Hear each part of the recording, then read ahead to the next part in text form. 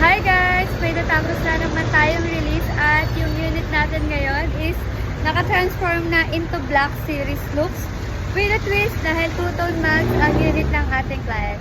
So, papakita ko lang sa inyo guys para may reference kayo. Let's go! So, ito na guys yung unit ng ating client. Ayan o, naka-transform na siya into Black Series looks. So, ayan.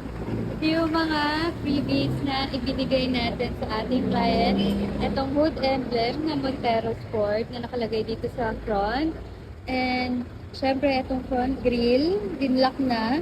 Para naka-block na talaga itong front grille niya.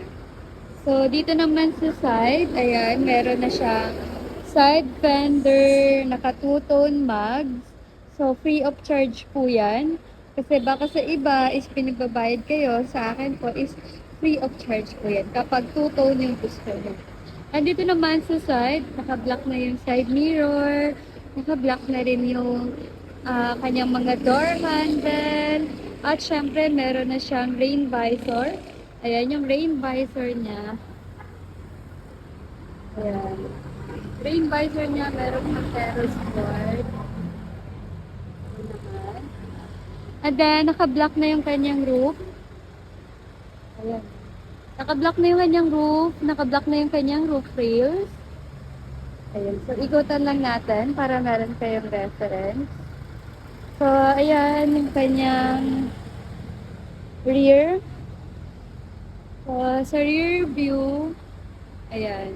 Makikita nyo meron na siyang spoiler. So, ayan guys, para meron kayong reference ng looks ng unit ng ating client. Ayan o.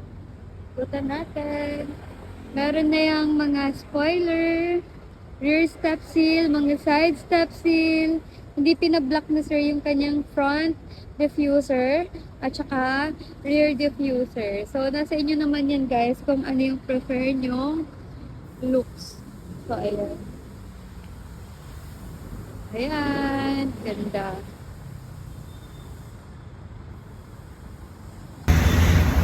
So, ayun na guys. Nakita na natin yung unit ng ating client. Ayan. And yung client natin is all the way from United Arab of Emirates pa si client. And ayan.